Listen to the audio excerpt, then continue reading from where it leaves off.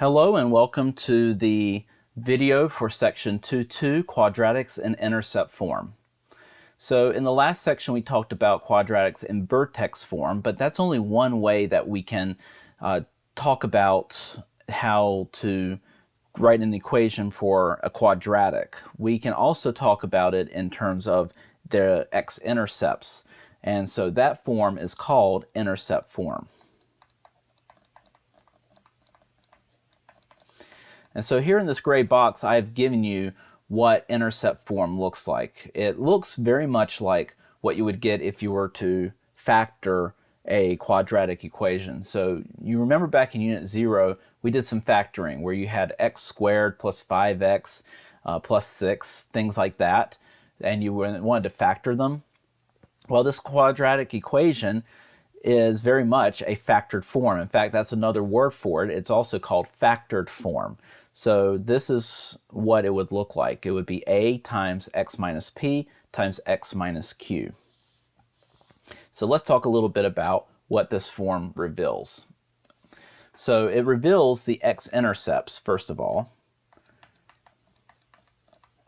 And those x-intercepts are x equals p and x equals q, or the points p0 and q0. Now, the axis of symmetry can be found. Now, if you remember in the last section, the axis of symmetry goes right down the middle of a quadratic. So if you have two x-intercepts and you wanted to find out what the axis of symmetry was, well, you know that each of those two x-intercepts are going to be an equal distance from the axis of symmetry. So essentially what we're doing is we're finding the average between our x-intercepts, and whatever's halfway between our x-intercepts, that's going to be our axis of symmetry. So in equation form, it's x equals p plus q over 2. This is also the x-coordinate of the vertex. So as always, if you want to find the y-coordinate of the vertex, you can just substitute the x-coordinate in. So you substitute your axis of symmetry into the equation to find your vertex, to find the y-coordinate for your vertex. And the y-intercept can be found by just simply plugging in 0 for x, since the y-intercept falls on the y-axis where x is 0.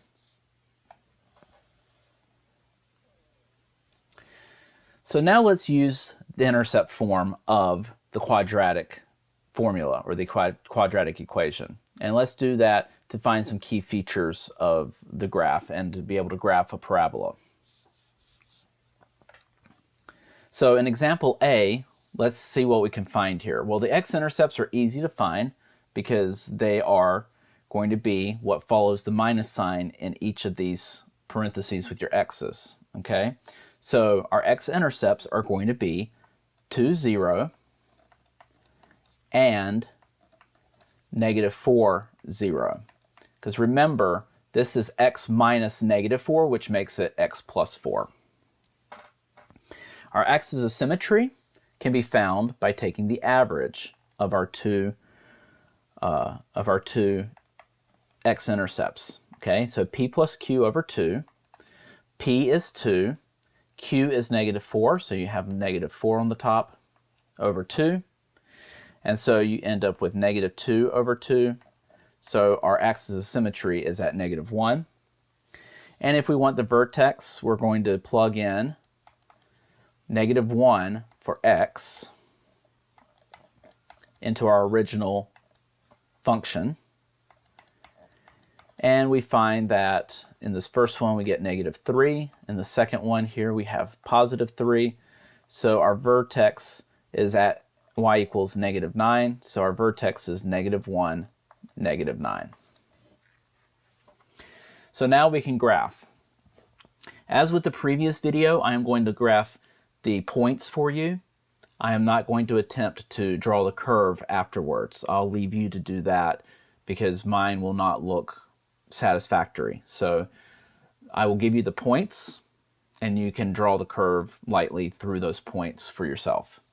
So our vertex is at -1, -9, which falls down here.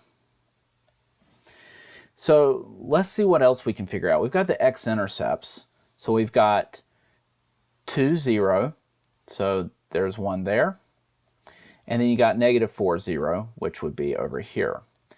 And they do follow an equal distance away from the axis of symmetry.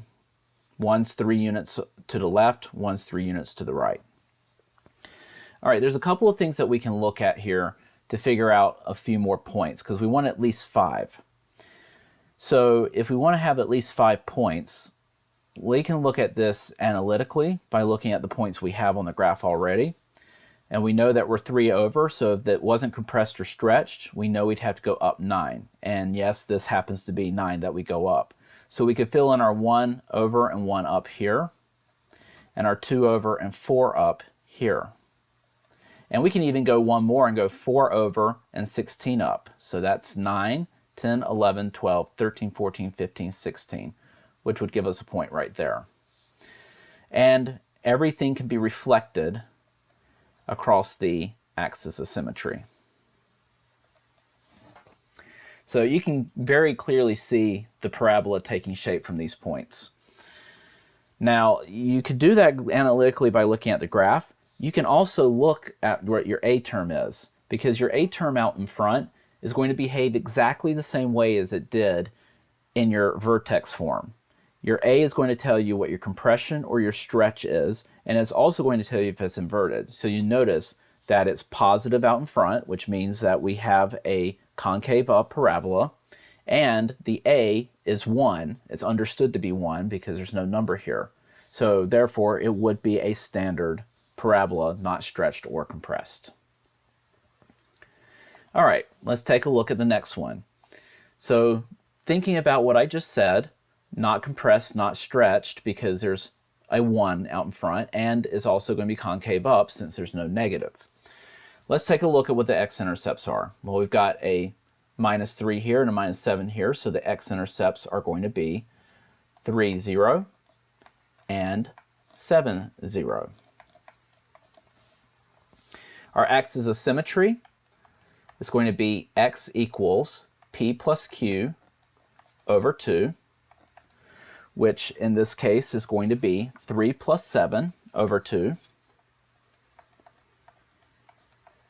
3 plus 7 gives you 10. So 10 over 2 is 5. And to find the vertex, we're just going to plug 5 in for our x. So we have 5 minus 3 times 5 minus 7. 5 minus 3 is 2. 5 minus 7 is -2. So we would end up with -4, which means our vertex would be 5, -4. Now that we have our vertex, we can plot that as our starting point.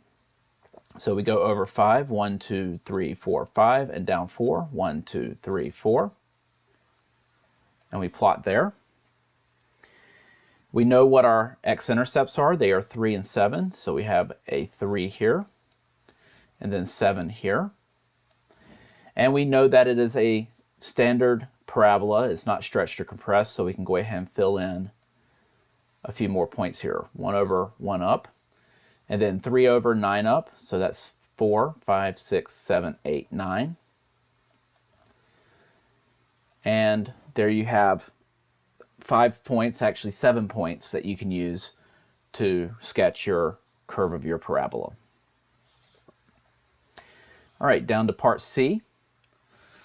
Now we have a 2 out in front, which means we're going to be stretched. We'll get to that in a moment. Let's identify our x-intercepts. Our x-intercepts are going to be 4, 0, and -1, 0. Our axis of symmetry, x equals p plus q over 2, which is going to be 4 plus -1, which is 4 minus 1 over 2, which gives us 3 halves. And then to find our vertex, we're going to plug 3 halves in to our original. So we've got 2 times 3 halves minus 4 times 3 halves plus 1. Well, we're going to have to find a common denominator. 3 halves minus 8 halves times 3 halves plus 2 halves Well, this gets us 2. 2 times 3 minus 8, that gives us negative 5 halves. 3 plus 2 gives us positive 5 halves. And so that gives us 5 halves times 5 halves, which is 25 over 4, times 2 is 50 over 4, and it's negative. So you have negative 50 over 4, which can reduce down to negative 25 over 2. And so you have 3 halves, negative 25 over 2. And that would be your vertex.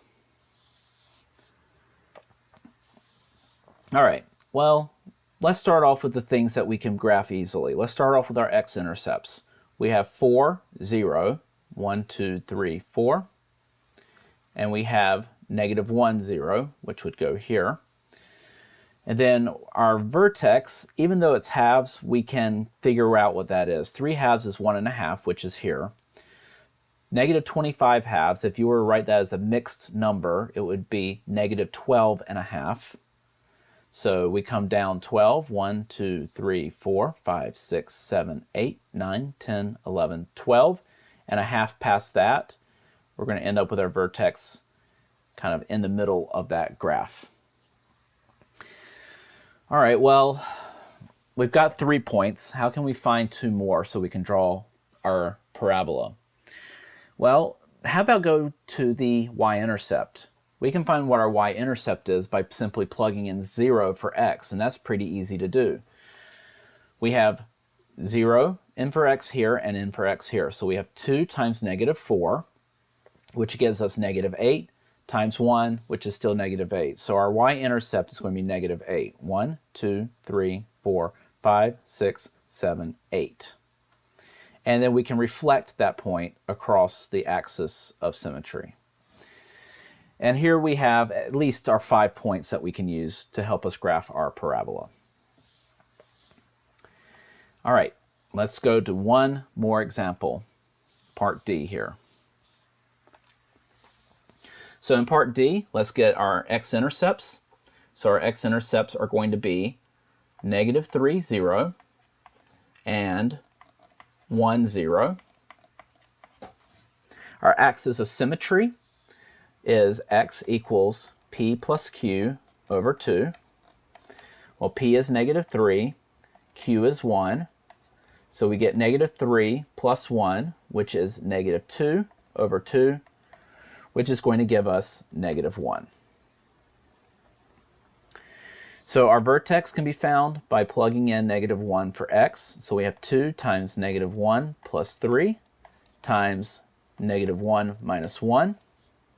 So that gives us 2 times negative 1 plus 3, which gives us 2. Negative 1 minus 1 is negative 2. So this gives us negative 8. So our vertex is at negative 1, negative 8. Now we have our vertex. Let's plot it. Negative 1, negative 8. We'll go down here. Our x-intercepts are negative 3 and 1. So there's negative 3. There's 1. And we know it's stretched by a factor of 2. So we can go ahead and fill in some gaps here. So we got 1 over 2 up. 1 over 2 up. This should be 2 over 8 up, which it is. And then we can probably plot one more. 3 over, and usually it's 9 up, but in this case it's going to be 18 up. So this is 8 and another 10 takes us right to the top of our graph. And so there are the points necessary to graph our curve of our parabola. All right, one more example. Let's get this down pretty good, okay? So in here we have a minus out in front, so we know we're going to have an upside down parabola or a concave down parabola. And we can identify what our x-intercepts are, so let's do that. We have 0, or I should say 5, 0, and negative 1, 0 from our P and our Q. We'll use our P and our Q to find what our axis of symmetry is. So x equals p plus q over 2. P is 5, q is -1, 5 minus 1 is 4. So our axis of symmetry is at 2, x equals 2. And for our vertex, we're going to plug in 2 for our x to find what the y is. So when we do that, we end up with -2 minus 5 is -3. 2 plus 1 is 3. So we end up with 9. So our vertex is at 2, 9. All right, given that's where our vertex is, let's plot it. 2 over up 9. There's our vertex. We know what our x-intercepts are. We have 5, and we have -1. And we know that it's not compressed and not stretched. It's just concave down. So we can go over 1, down 1, over 2, down 4, over 4, down 16. So that's 9, 10, 11, 12, 13, 14, 15, 16. And of course, all of these points can be reflected across our axis of symmetry. And there's all the points that you would need to draw through the curve of your parabola. Okay, well, if you're given the x-intercepts and a point on a graph, then we can write the quadratic function. So that's what we're going to do next, is we're going to take a couple of pieces of information and we are going to write what the equation is given that information. And you can do it if you're given the x-intercepts and a point. You can use intercept form to do that. So you remember back when we did vertex form, if you had the vertex and a point, use vertex form. Now if you have the x-intercepts and a point, use intercept form. So it goes nice and neat all together. So let's start with A here.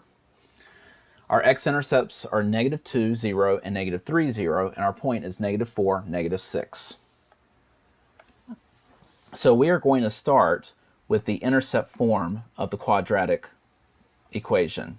So we have y equals a times x minus p times x minus q. Well, just like what we did with vertex form, we're going to plug in all the information we have, and we are going to solve for a. So we know y is -6. We're solving for a. X is -4. P is -2, so we're going to have +2 here. And x is still -4. Q is going to be -3, so we'll have +3 here. All right, so we have -6. A times -4 plus 2 is -2. -4 plus 3 is -1. So we have -6 equals -2 times -1 is 2. So you got 2a.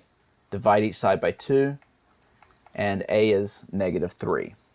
So your equation will be y equals -3 times x minus, or I should say plus 2, x plus 3. So just like you did with vertex form, after you find your a, you're going to plug a back in along with your p and q. You leave x and y alone. All right, let's move on to the next example of this. Our x-intercepts are given here, where point is given here. So we'll start with point-slope form. I always like to write the equation or the formula first, so it helps me remember it. Y is going to be -3. X is going to be 1. P is -5, so we have +5 here. And then Q is 2, so we have -2. Now we're just going to solve for A. So we have 6 times -1.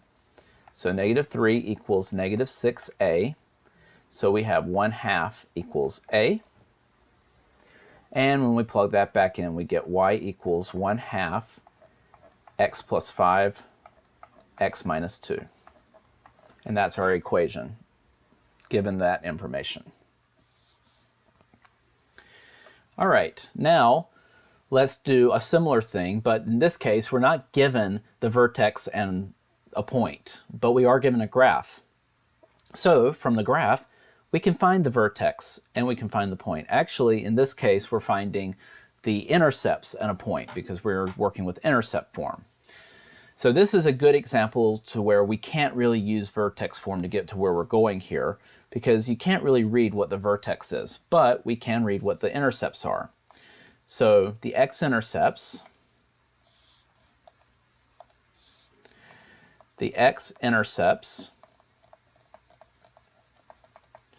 for this graph are at -2 and +1. So -2, 0, and 1, 0.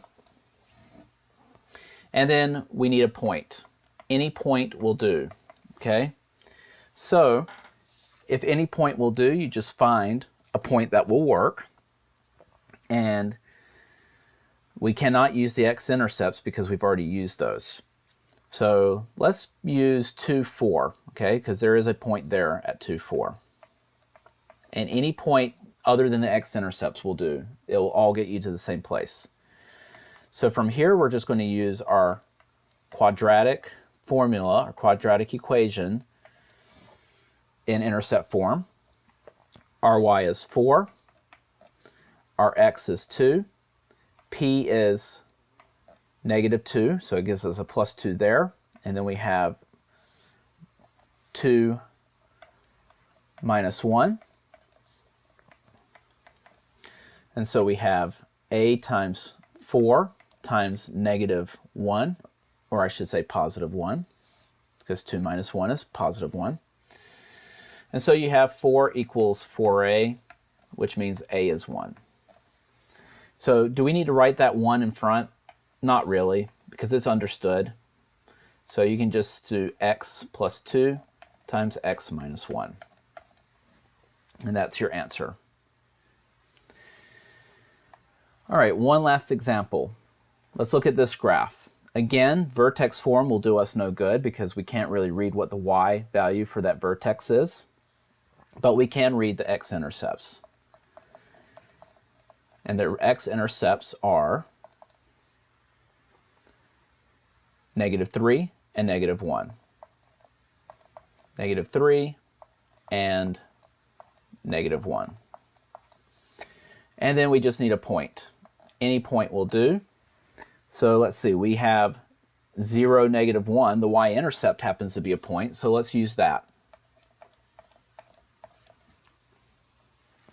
So, and we go into the intercept form of the equation, of the quadratic equation. All we have to do is plug in y, which is -1. We're solving for a. X is 0. P is 3. You know, it's -3, so negative and negative gives you a +3. And then we have 0 minus a -1, which gives you +1. So you have -1 equals 3a. So -1/3 is your a. And then we're just going to put that back into our quadratic equation in intercept form to give our final answer. So you have x plus 3 times x plus 1. And that is your equation of that graph that is given to you. All right, so this concludes this section where we talked about intercept form. Coming up in the next section, we will go over the third and final form that we will cover, and that is the standard form of the quadratic equation.